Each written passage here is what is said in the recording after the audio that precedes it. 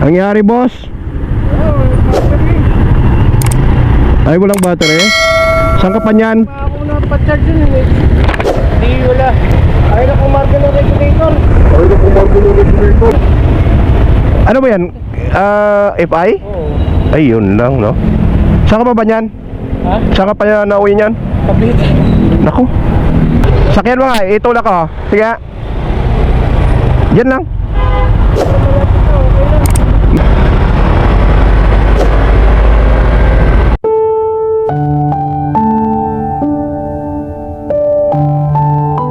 A few minutes later.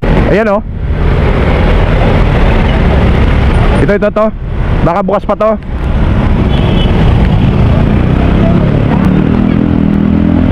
Ayan. Eh, boss, dito na ako. Okay. Dito nagkakarga yung battery. So kailangan palitan talaga ng regulator. Yun yung suspicion niya. Buti na lang bukas pa pala yung nandoon. Sarado na rin yun, no? Kung wala, no choice. Doon talaga sa may bagong ilog, meron yan doon.